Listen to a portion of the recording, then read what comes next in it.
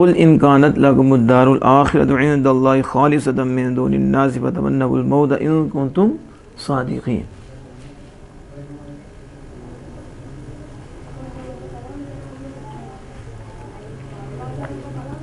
قل ان كانت لكم الدار الآخرة عند الله خالصة من دون الناس فتمنوا الموت ان كنتم صادقين. اعوذ باللہ من الشیطان الرجیم.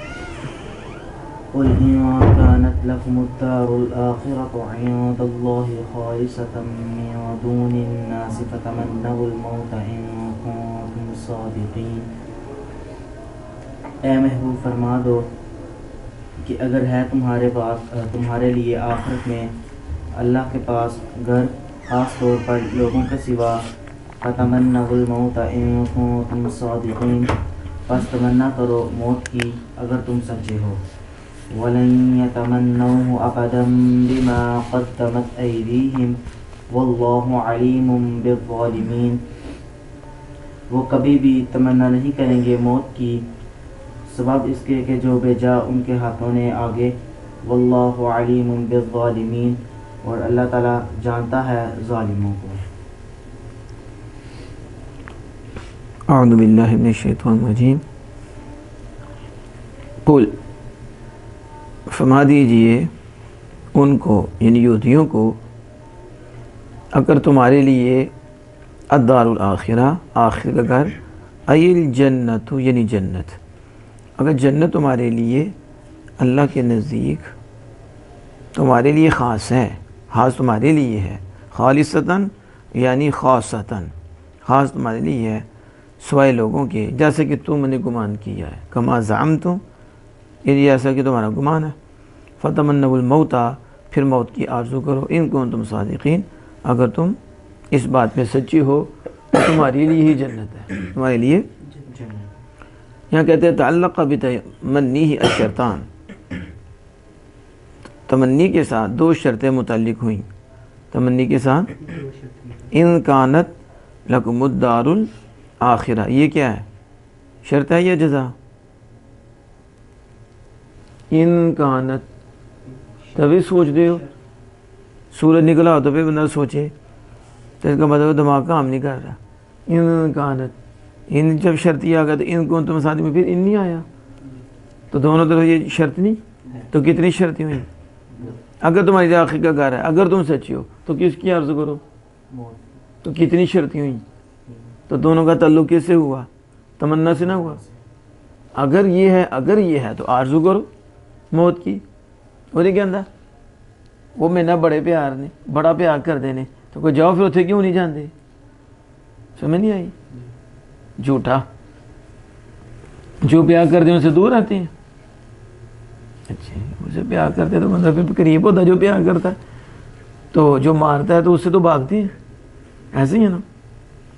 تو اللہ ہمارے لیے جنت ہے تو پھر موت مانگو اگر سچی ہو. اگر تمہارے لیے ہے دو شرطیں ہیں، تعلق تمنا سے ہے. کسی ہے؟ تعلق تمنا سے. دونوں شرطیں متعلق ہیں بتمنی کس سے؟ تمنا کے ساتھ. اس پر کہ ان الاول قید فی ثانی، کہ پہلی شرط دوسری میں قید ہے.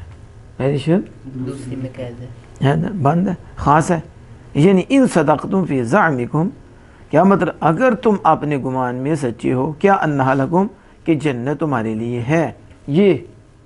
یہ ان کنتم صادقین کے آگے عبارت نکالی شارع نے، فی زعمکم انہا لکم، انہا جو تمہارا گمان ہے کہ جنت تمہارے لیے ہے، اس بات میں تم سچی ہو تو موت مانگو.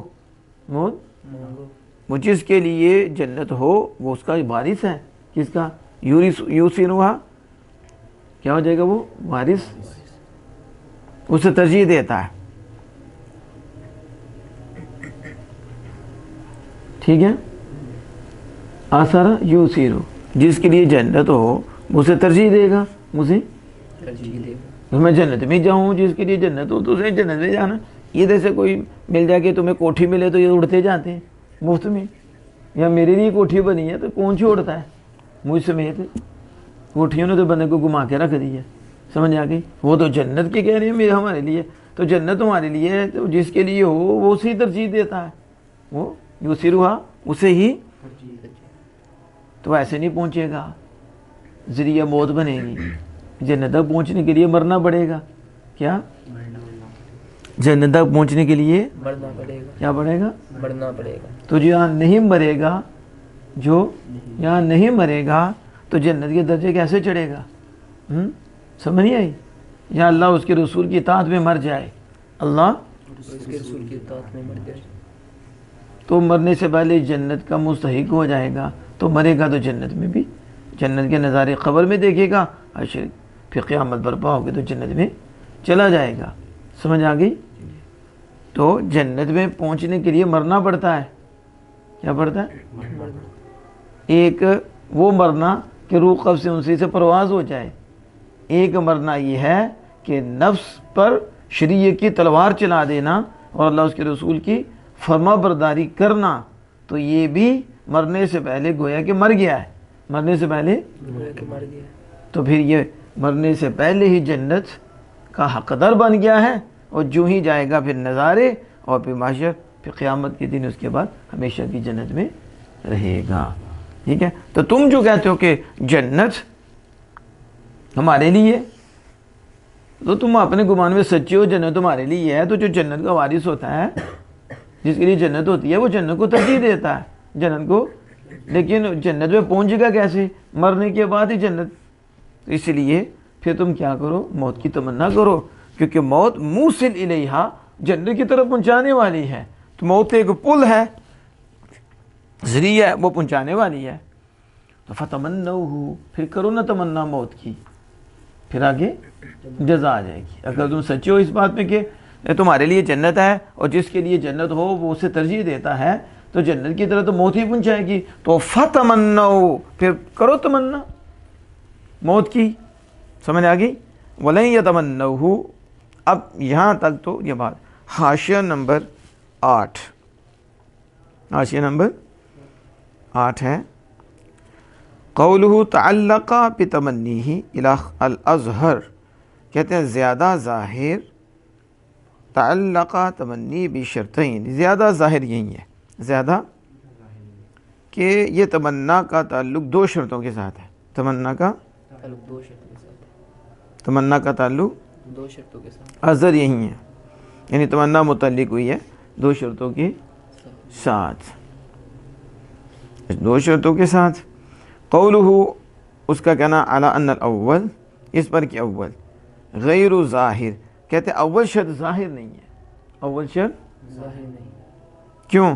کیونکہ اول ہوا تمام معنی ثانی، اس لیے کہ جو اول ہے نا وہ معنی ثانی کا تمام ہونا ہے۔ اول کیا ہے؟ معنی ثانی کے لیے تمام ہے، اول دوسرے معنی کے لیے پورا ہونا، تو فلا يتحقق معنی ثانی بدونی، پس وہ معنی ثانی تو اس کے بغیر متحقق ہی نہیں ہوتا، معنی ثانی اس کے بغیر متحقق نہیں ہوتا۔ یعنی اس لیے کہ اول، اس لیے اول کہتے ہیں غیر ظاہر، اول آخر تک ظاہر نہیں، کیونکہ اول تو وہ ہے جو معنی ثانی کا تمام ہے، پورا ہونا ہے، معنی ثانی کا پورا ہونا ہے، تو بس یہ تو معنی ثانی جو ہے یہ اول کے بغیر تو متحقق ہی نہیں ہوتا، واقعی نہیں ہوتا، واقعی نہیں ہوتا، نہیں ہوتا۔ اور جو قید کی شان ہے، جو قید کی شان، شان القیدی الانفکاک، کہتے ہیں جو قید کی شان ہوتی ہے وہ جدائی ہوتی ہے، کیا ہوتی ہے؟ جدائی ہوتی ہے، اور مقید جو ہوتا ہے نا اس کے بغیر ہی مستقل ہوتا ہے، اس کے بغیر ہی مستقل ہوتا ہے۔ سمجھو کہ نہیں مستقل ہوں، ٹھیک ہے؟ آج پتہ نہیں مستقل کتنی، کیا سمجھ مستقل تھی، آج تو ہماری حالت یہ ہے کہ ابا جی کی بھی اصلاح کرنی پڑتی ہے، تو ابا جی بھی محتاج ہیں، تو پتر جی کیا بنیں گے جو غیر مستقل ہیں؟ بچہ روٹی کھاتا ہے تو ماں ہی کھلاتی ہے، مستقل ہے؟ نہیں، محتاج ہی ہے۔ تو جو مستقل، اب مستقل بھی محتاج ہو رہی ہے، مستقل بھی، محتاج ہو، تو قید کی شان جو ہوتی ہے جدا ہونا ہے، اور مقید جو ہوتا ہے وہ قید کے بغیر مستقل ہوتا ہے، کیا ہوتا ہے؟ لیکن یہاں کیا ہو رہا ہے؟ پہلا جو ہے نا یہ ثانی کے معنی کو کامل کرتا ہے، ثانی کے، معنی کو کامل کر تو پھر ثانی مستقل کیسے ہوا؟ ثانی، حالانکہ ثانی قید کے بغیر جو مقید ہے وہ مستقل ہوتا ہے، سمجھ آ گئی اس کی؟ اب آگے دیکھیں حاشیہ نمبر 9، کہتے ہیں ثانی میں قید، ثانی میں جو شارح نے کہا، کیا کہا؟ اول ثانی میں قید ہے، تو انہوں نے کہا کہ اول تو معنی ثانی کا پورا ہونا ہے، معنی، اور اول جو ہے یہ ظاہر نہیں ہے، ٹھیک ہے، اور وہ معنی ثانی کے بغیر، معنی ثانی اس کے بغیر مکمل نہیں ہوتا، اس کے بغیر، حالانکہ معنی ثانی مقید ہے، قید اس میں ہے نا، تو مقید تو مستقل ہوتا ہے اور قید جدا ہوتی ہے، قید کی شان ہوتی ہے انفکاک، انفکاک بھی سمجھو کہ نہیں، انفکا یرفکو انفکاکن، اور ہمارے فقی ادغام بھی پڑھتے ادغام کو توڑنا، انفکاک جدائی، بعض جگہ ہو جاتی ہے رسوائی۔ آگے دیکھو قید، سمجھ آ گئی؟ تو کہتے ہیں قید فی ثانی، جو شارح نے کہا اول ثانی میں قید ہے، حاصلہ، اس کا حاصل یہ ہے، اس کا حاصل کسے کہتے ہیں؟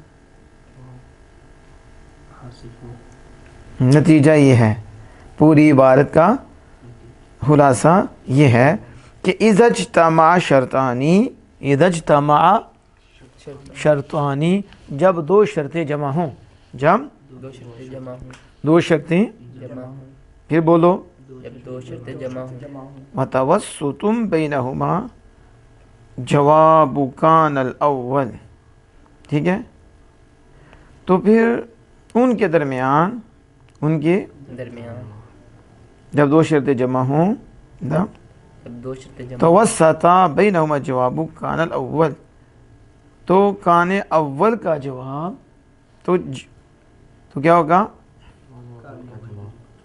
جواب قید ہوگا ثانی میں، جواب قید ہوگا ثانی میں، اس میں ہوگا، ثانی میں، کان اول کا جواب مقید ہوگا ثانی میں، جب دو شرطیں جمع ہوں ان کے درمیان کان اول کا جواب، کان اول کا جواب ثانی میں قید ہوگا، ثانی میں، قید ہوگا، بمعنی انہ من تمام معناہو، یعنی اس معنی میں کہ اس کا معنی تمام ہے، اس کا معنی تمام ہونے سے ہے، اس کا معنی پوری ہونے سے ہے، تو جب دو شرطیں جمع ہوں اور کانا اول کا جواب قید ہو ثانی میں، تو معنی یہ ہوتا ہے کہ وہ معنی کے تمام ہونے میں سے ہے ثانی میں، معنی کے تمام ہونے سے، تمام ہونے میں سے ہے۔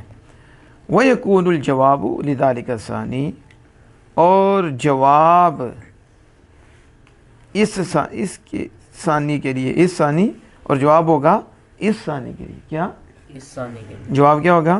اس ثانی کے لیے، اس ثانی کے لیے۔ فَتَقْدِيرُ الْآيَةِ، پھر آیت کی تقدیر یہ ہوگی، اِن كُنتُمْ صَادِقِينَ فِي زَعْمِكُمْ أَنَّ الدَّارَ الْآخِرَةَ لَكُمْ خَاصَّةً، خاصہ، اگر تم صادق ہو اپنے گمان میں کہ آخر تمہارے لیے خاص ہو پر، فَتَمَنَّوُا الْمَوْتَ، تو پھر تم موت کی تمنا، پھر کیا کرو؟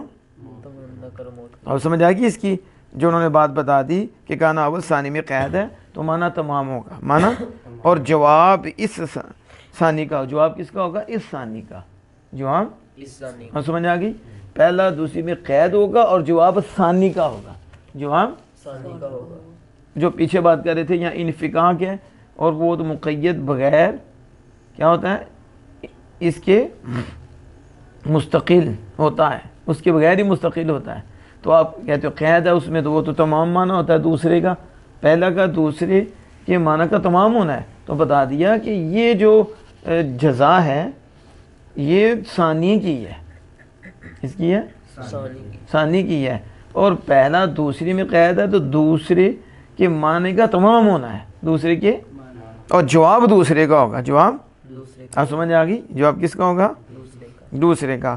تو بعد نے کہا کہ ان الجواب للاول، بعد نے کہا جواب اول کا ہے، جواب، اول کا ہے، و جواب الثانی محذوف، اور جواب ثانی مضوف، دل علیہ جواب الاول، تو جواب ثانی محذوف ہے، اس پہ جواب اول دلالت کرتا ہے، جواب، اول دلالت کرتا ہے، یعنی اگر تم سچے ہو، یہ گھر آخر کا گھر تمہارے لیے ہے، تو پھر تم تمنا کرو موت کی، تو کہتے ہیں یہ یہ جواب ہے اس کا پہلے کا، پھر دوسرے کا کیا ہے، کہتے دوسرے کا جو ہے نا محذوف ہے، اور پہلا جو جواب ہے وہ دوسرے پر دلالت کرتا ہے۔ یہ بعد نے کہا ہے، کیا کس نے کہا؟